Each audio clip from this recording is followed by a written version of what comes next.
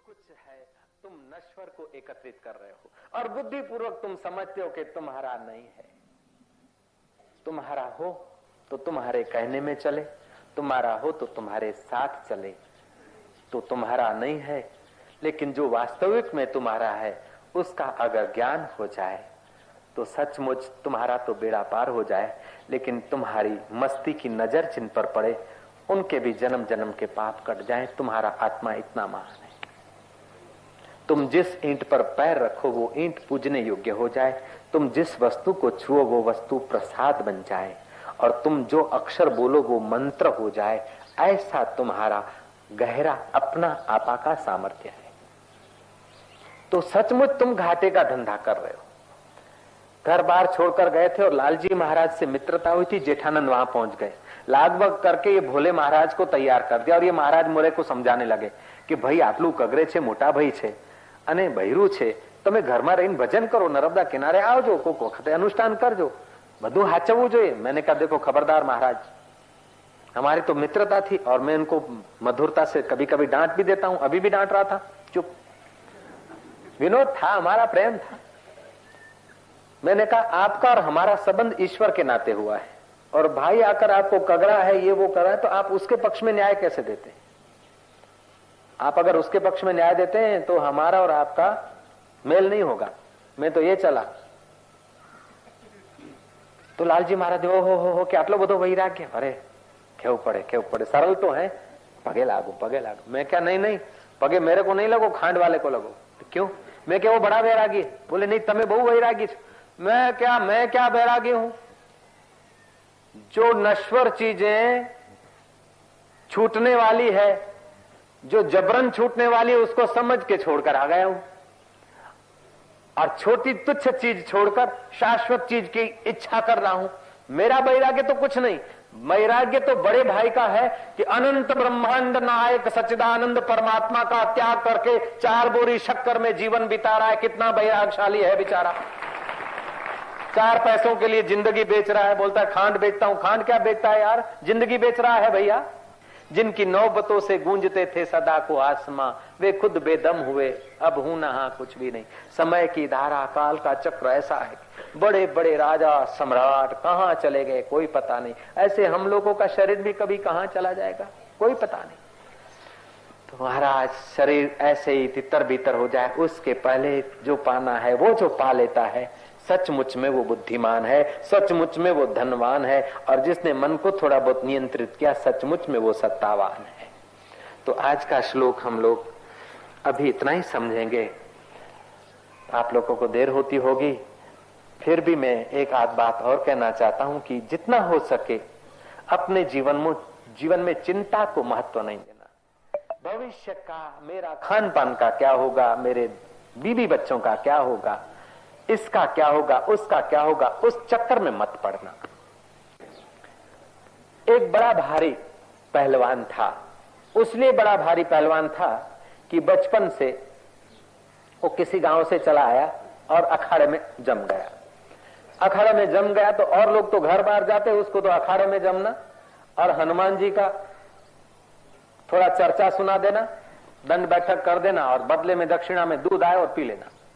दूध पीना और दंड बैठक लगाना और हनुमान की कथा करना, और तगड़ा पहलवान हो गया। ऐसा मजबूत हो गया महाराज, निष्फिकर निश्चिंत, कुछ करना नहीं, कमाने की चिंता नहीं, बाल बच्चों की चिंता नहीं, ड्यूटी पे जाने की चिंता नहीं, नौकरी की चिंता नहीं, कोई चिंता नहीं, है ऐसा पहलवान हो गया। राजा को बड़ी मुसीबत थी, उस पहलवान से राजा बड़े परेशान हो गए थे, क्योंकि राजा जब निकलते थे तो पहलवान हंसी हंसी में हाथी की पूंछ पकड़ लेता था। महावत कितनी धक्का मुक्की करे लेकिन हाथी हिल नहीं पाता था। भीड़ इकट्ठी हो जाती और गांव सारा उसको प्यार करता था, पहलवान को। सारा गांव पहलवान के पक्ष में था, तो राजा उसको सजा कैसे करे, डांटे कैसे। राजा भी अधमुआ हो जाता था धूप में, राजा की भी ठेकड़ी उड़ती, पहलवान का जय घोष होता, और दूर दूर के पहलवान उसकी यश कीर्ति से प्रभावित थे, तो छोटे मोटे पहलवान भी उसके पास आते थे, तो और गांवों के लोग उसको मिलने को आते थे, इसलिए गांव के लोग उसको प्यार भी करते थे। तो पब्लिक का प्यार संपादन किया हुआ था। राजा बड़ी फिक्र में था, एक गुरु से पूछा कि इस पहलवान को कैसे ठीक करे। कोई उपाय बताओ। जब भी कहीं जाना होता है तो ये हनुमान जी की डेयरी बीच शहर में है, कहीं भी जाऊं तो यहीं से दरवाजा है निकलने का। और मैं सोचता रहता हूं, खबरें लगाता रहता हूं कि किस दिन पहलवान कहीं बाहर जाए तो उसी दिन मैं अपना प्रोग्राम बनाऊं। और ये कहीं जाता भी नहीं। बाबा जी ने कहा चिंता मत करो, उस पहलवान को बुलाओ। पहलवान आया, बाबा जी ने कहा देख भाई, तेरे को गांव के लोग दूध देते हैं, प्यार करते हैं, दंड बैठक मारता है, लेकिन पागल, तूने कभी सोचा कि पब्लिक है वो आज वाह वाह करती और कल न भी करे? आज तेरे को खाना मिलता और कल न भी मिले तो तू क्या करेगा? पहलवान ने कहा कि कल का तो मैंने आज तक सोचा नहीं। बोले तू तो बेवकूफ है, भविष्य का विचार करो, कुछ अपना तिजोरी में रखो। भोग भोगने के बाद पता चलता कि कोई सार नहीं, बैराग आता है, उस अपने अनुभव को संभाल लो। सत्संग सुनने के बाद पता चलता कि भगवान के सिवा और कोई नहीं है, उस अनुभव को संभाल लो, बेड़ा पार हो जाएगा। आपका अनुभव है, अपने ज्ञान का आदर करो। इब्राहिम ने देखा कि बात तो सच्ची है, खोजा तो कोई गैबी आवाज वाला कोई दिखा नहीं। दिमाग में वो बात आ गई प्रभात काल की, अगर राजपाट का भोग भोगने से सुख टिक सकता है, रानियों के हाड़ मांस चाटने चूंटने से अगर सुख टिक सकता है, अहंकार सजाने से, मेरा मेरा करने से अगर सुख टिक सकता है, तो छत पर ऊंट भी हो सकता है। इब्राहिम के मन रूपी पखेरों को महाराज कोई उड़ा ले गया जादूगर। अब बैठा और वो बात उसके दिमाग में रिपीट हो रही है। सजग आदमी था, दो शब्द सुनकर भी जागृत हो गया। राजकाज का काम हो रहा है, वजीर पूछ रहे हैं हाँ की जगह हाँ, ना की जगह ना कह रहा है, लेकिन वो बात रिपीट हो गई अंदर। अगर संसार का मेरा मेरा करने से सुख टिक सकता है, अगर भोग भोगने से सुख टिक सकता है, तो छत पे ऊंट भी टिक सकता है।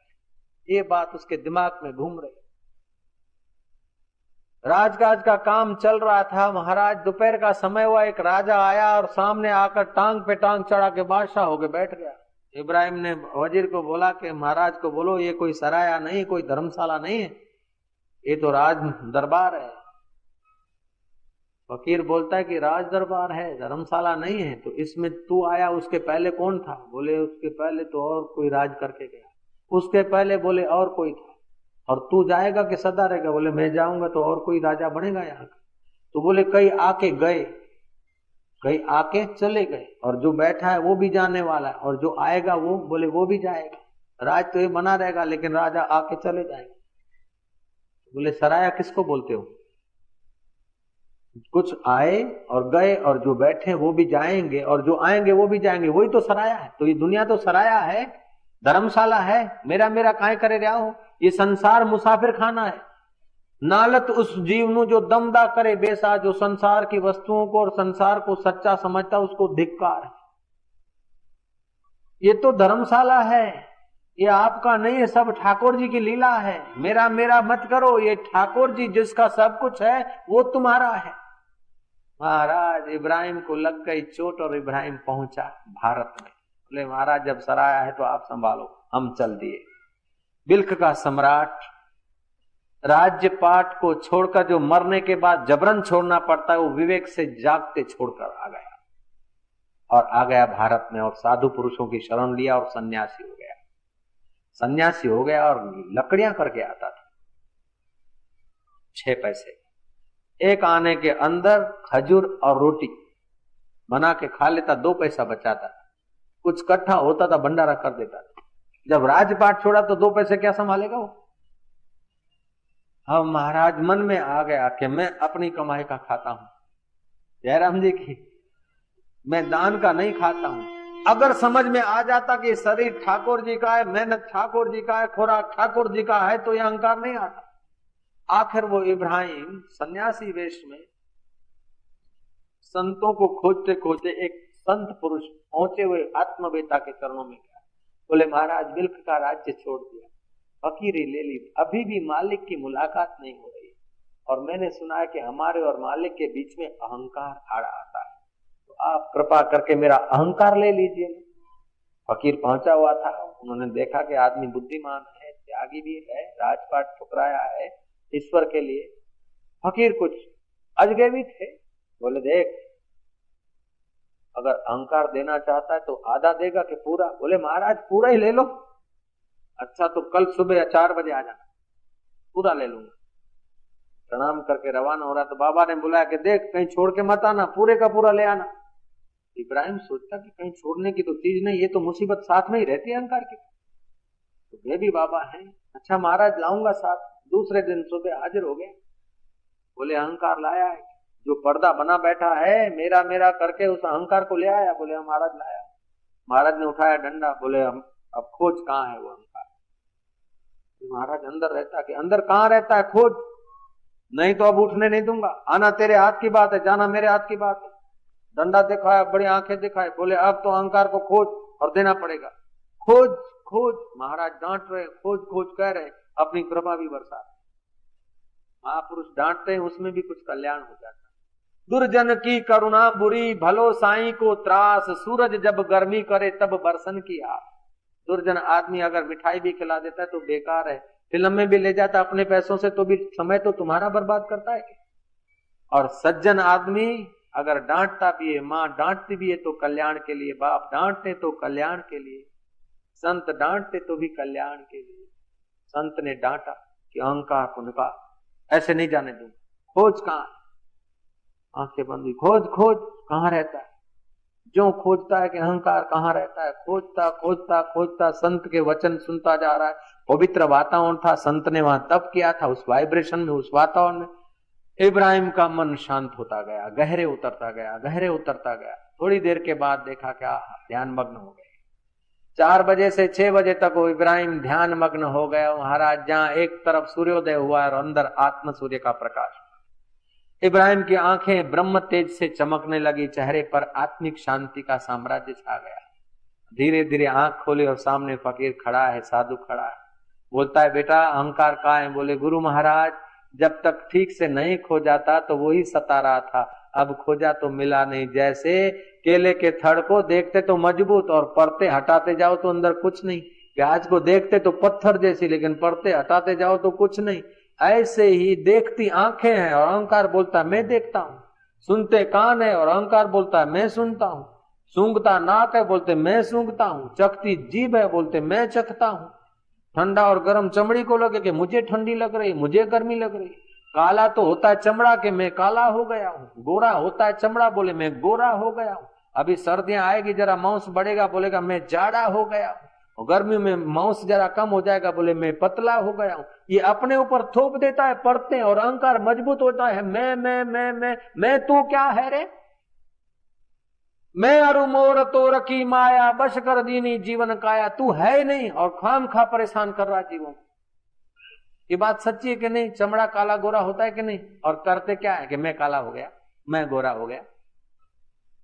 सर्दी में जरा खाया, माल मलेदा जरा हजम हुआ, मोटा हो गया, मांस बढ़ गया कि मैं मोटा हो गया। तू मोटा हो गया क्या? तू तो यार वही का वही है। ये अहंकार बीच में आ गए, उस परमात्मा की सत्ता लेकर अहंकार मिट गया। उसके चेहरे पर तो ब्रह्म शांति, आत्म शांति छा गई। फकीर ने बोला कैसे इब्राहिम? बोले महाराज राज्य में मेरा राज्य करता था, फिर मैं सन्यासी, मेरा ये संप्रदाय ये करता था, फिर मैं अपनी कमाई का खाता हूं ये करता था। ये आपने कृपा करके वो मेरे मैं को हटा दिया, अब तो वही वो है ठाकुर जी। अब मेरे को बस सब जगह ठाकुर जी के दीदार। आपकी अपनी आंख ठीक हो जाए ना तो सब जगह ठीक दिखने लगेगा। अपनी आंख में पीलिया हो जाता सब पीला दिखता। अपना अज्ञान होता है तो दुनिया एक ढंग की दिखती है, और अपना अज्ञान मिट जाए तो दुनिया असली रूप में दिखने लगती है, ठाकुर जी के रूप में।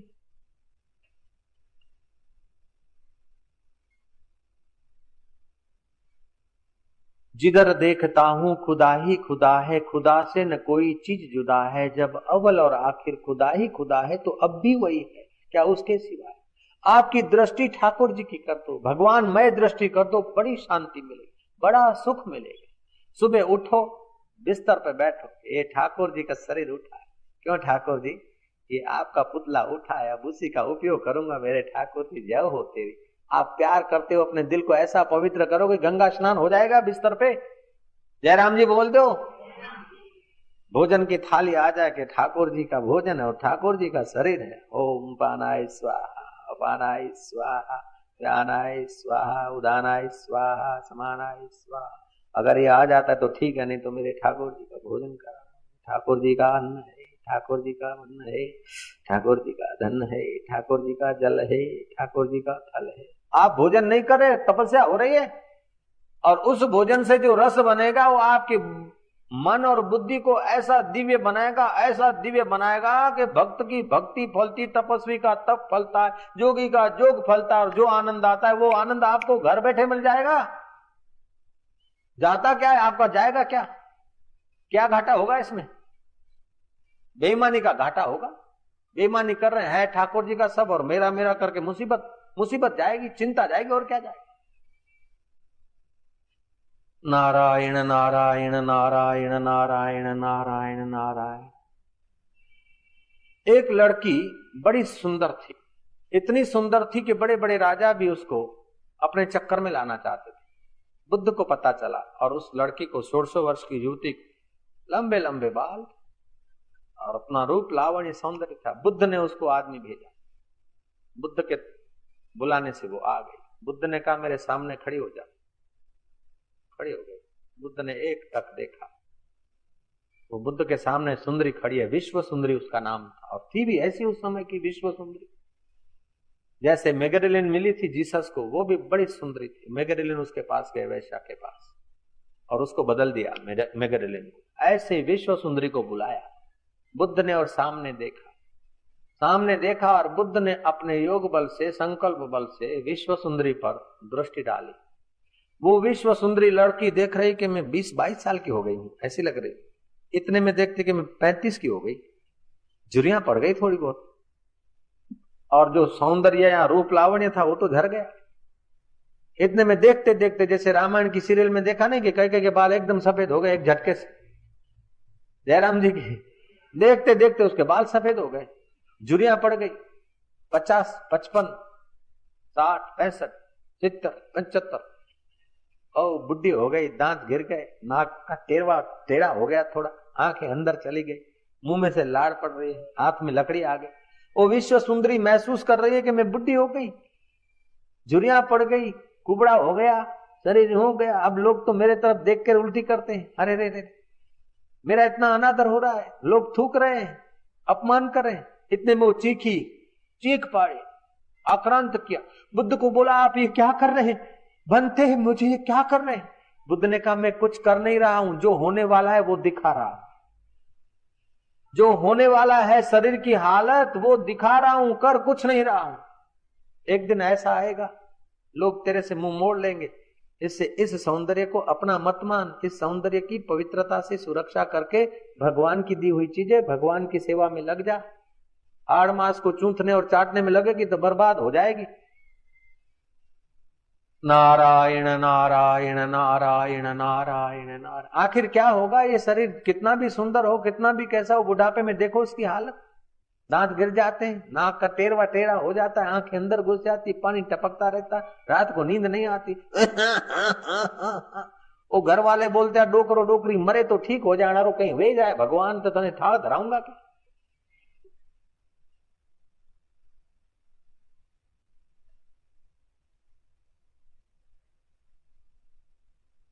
देखो शांति पाना है तो आसानी से मिल सकती है, भगवान को पाना है तो आसानी से मिल सकती है, और संसार को पाना है तो मजूरी कर करके मर जाओ। संसार की वस्तु मिलती है फिर बिछड़ जाती, रहती नहीं, और भगवान एक बार ठीक से मिल जाते हैं तो कभी बिछड़ते नहीं। एक विनोदी घटना सुनाता हूं। दिल्ली में चांदनी चौक है, सुना होगा तुम लोगों ने। एक गोरा घूमने गया, अमेरिकन यूरोपियन आदमी, देखा कि वो चांदनी चौक में बर्तनों की दुकान है, और बर्तन मिट्टी के खिलौने हैं सुंदर सुंदर, और दुकान वाला जरा सो रहा है, झोंके खा रहा है। ओए इंडियन मैन है, हिंदुस्तानी आदमी क्या कर रहे हो? ले आराम कर रहा हूं। बोले चांदनी चौक में दुकान, इतनी सुंदर बर्तन की दुकान और आराम कर रहे हो? ग्राहकों को बुलाओ, बोलो मेरी बढ़िया दुकान है, बढ़िया बर्तन है, फ्रिज के पानी पीने से तो गले पकड़े जाते, लेकिन मटकी का और सुराही मेरी इतनी सुंदर है कि उसमें पानी रखोगे गले नहीं पकड़े जाएंगे, और पानी के दोष भी मिट्टी के बर्तन खींच लेते हैं। फ्रिज का पानी हानि करता है, लेकिन घड़े का ठंडा पानी में भी कुछ दोष होता है, वो नोच लेता है। और सुंदर मिट्टी से बने हैं, इसमें दही जमा के खाओगे कि तुम्हारे कूलर फर्स्ट क्लास है, हमारे खिलौने अच्छे हैं कि 5-25 रुपए से तुम्हारा शोकेस भर जाएगा। ऐसा सेल्समैनशिप करो, ग्राहकों को बुलाओ, पकड़ो और खूब धंधा करो।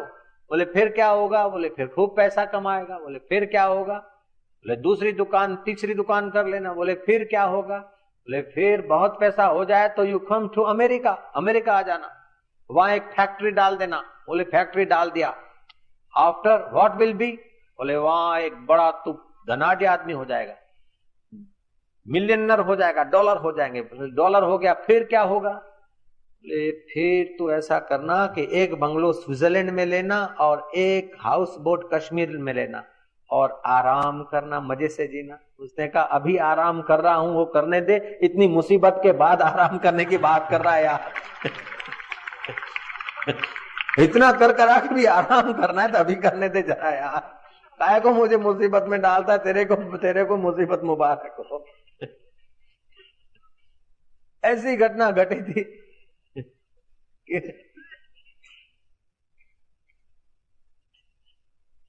सिकंदर आ रहा था, गुरु डायोजनीस बैठे थे नदी के किनारे, हवाएं लहला रही थी, पक्षियों के किलोल थे, कल कल छल छल नदी का पानी बह रहा था और खुला आकाश था। आकाश की तरफ देख के आओ डायोजनीस आत्म शांति मस्ती ले रहे थे।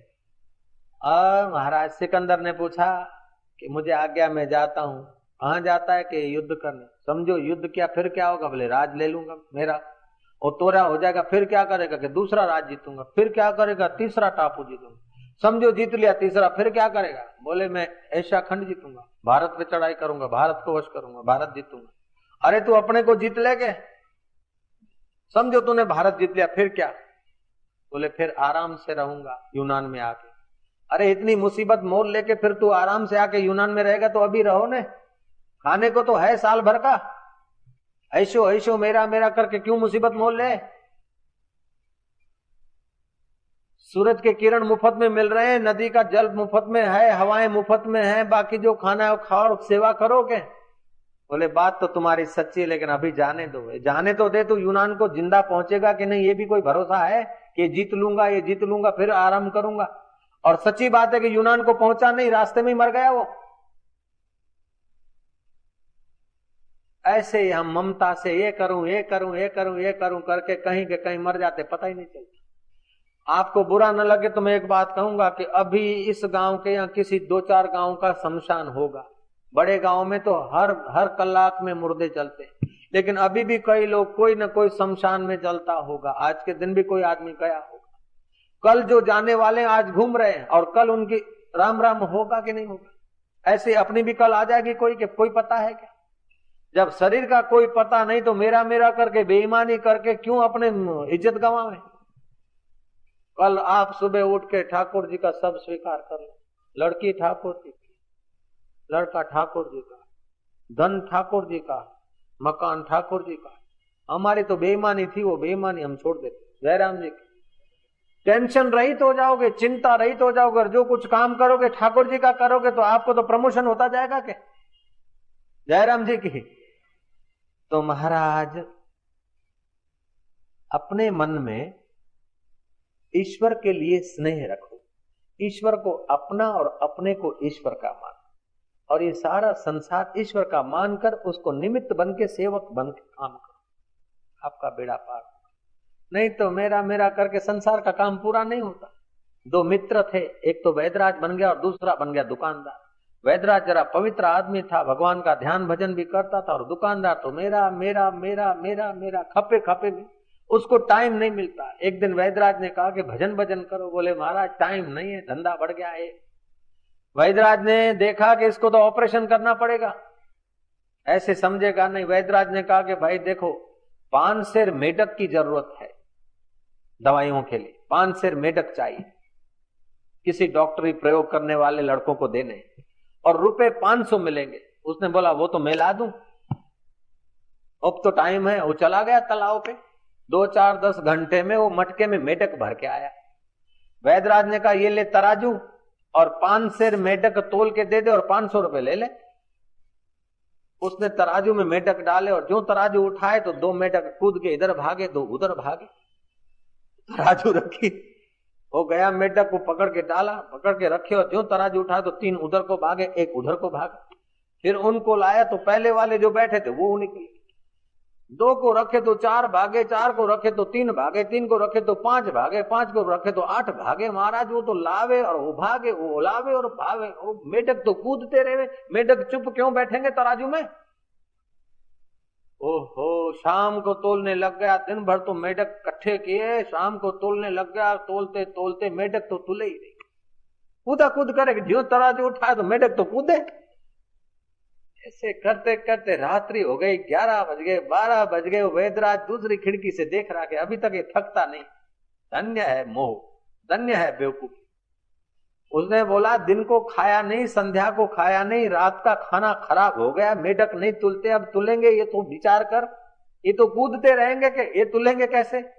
ऐसे ही संसार के व्यवहार के इतना पूरा करके फिर भजन करूंगा, ये तो संसार का व्यवहार है। मेढक ये तो तुलते कूदते रहेंगे, एक कूदा वो कूदा। जैसे मेढक तोलना मुश्किल है, ऐसे संसार का मैं मेरा करके सब काम सफल करना असंभव है। कह रहा है आसमां ये समा भी कुछ नहीं, रो रही है शबनम में ये निजारे कुछ नहीं। जिनके महलों में हजारों रंग के जलते थे फानुस, झाड़ उनकी कब्र पे है और निशान कुछ भी नहीं।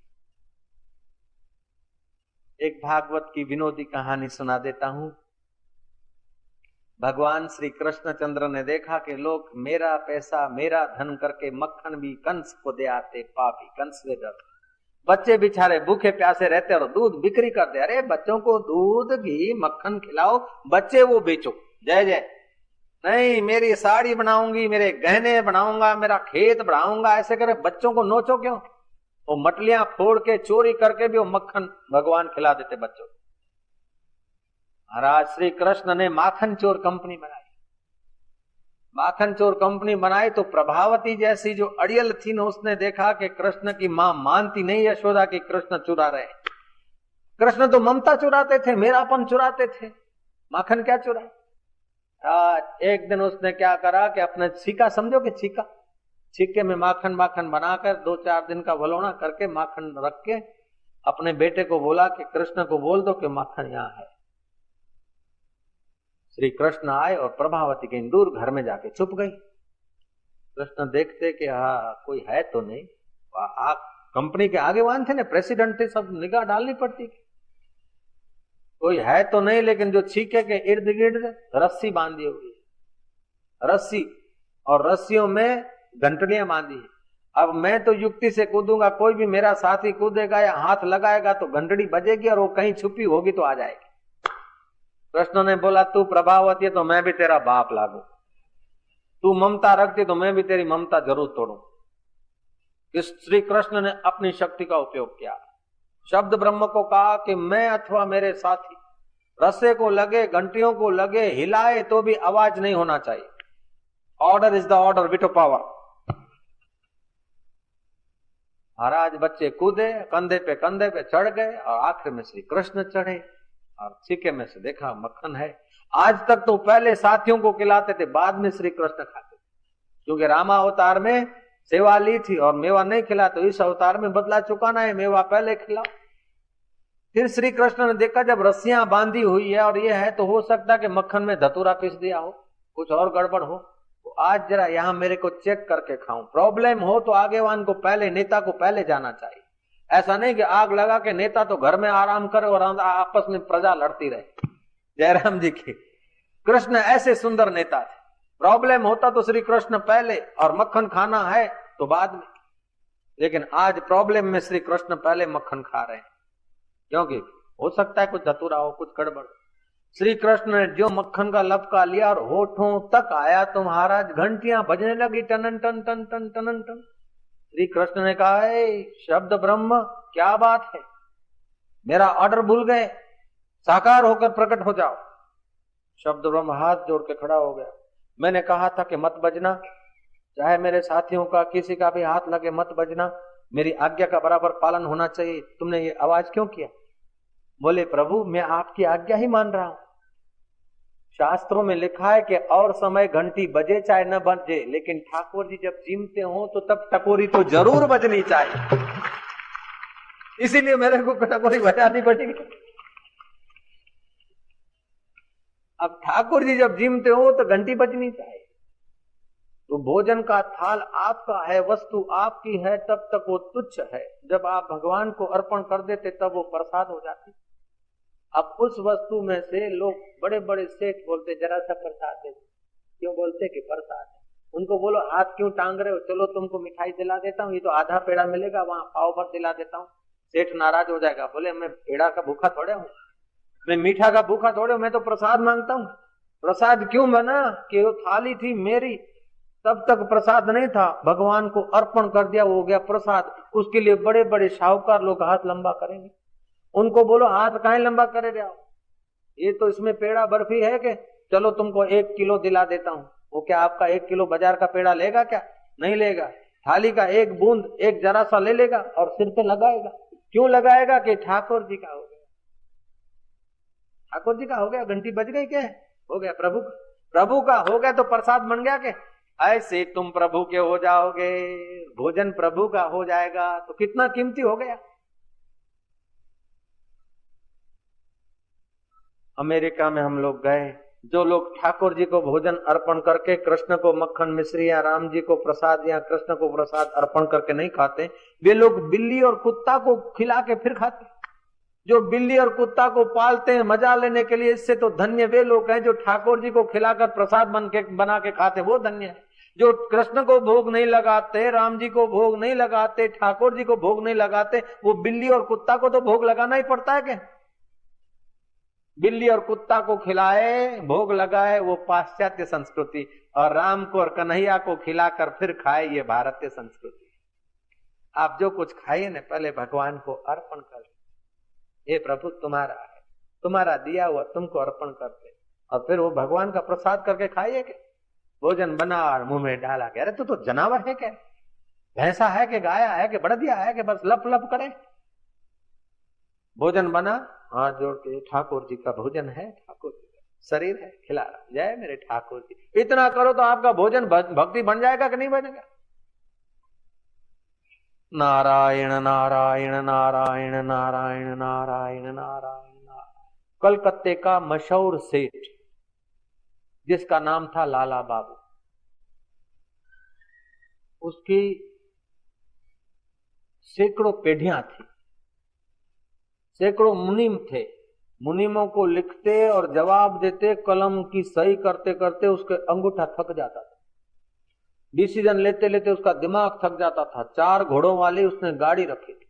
शाम होती थी, वो लाला बाबू कलकत्ते का माना सेठ, जाना माना सेठ, वो घोड़ा गाड़ी में बैठ जाता। और कलकत्ते की नगर पालिका ने खाड़ी के बीच जो बेट था वहां बगीचा बनाया था, तो नाव में बैठ कर 1 आना 2 पैसा दे के नाव वाले को उस बगीचे में जाना खाओ। कभी तो लाला बाबू घोड़ा गाड़ी को बोलता तू पीछे पीछे आना और मैं आगे चलता हूँ, कभी कभी घोड़ा गाड़ी वाले को बोलता तू चल और मैं जरा चल के आता हूँ, शरीर जरा खुल जाए। एक दिन लाला बाबू खूब थके थे, बिल्कुल घटित घटना है कलकत्ता की। अभी बिंद्रावन में बाबुल मंदिर है उनका, जय जय। वो लाला बाबू बगीचे में बैठे रहे और थकान के कारण उनको नींद आ गई। शाम हो गई, सूरज ढल गया, सैलानी लोग बगीचा में घूम के चले गए। नाविक ने देखा कि सब लोग चले गए और एक कोई आदमी वहां कोने में बैठा है। इस पार से, खाड़ी की इस पार से नाविक ने आवाज लगाई कि ए मुसाफिर, ए मुसाफिर,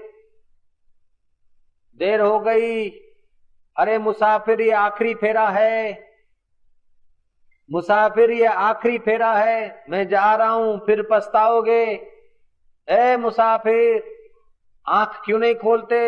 ए मुसाफिर, जगते क्यों नहीं हो?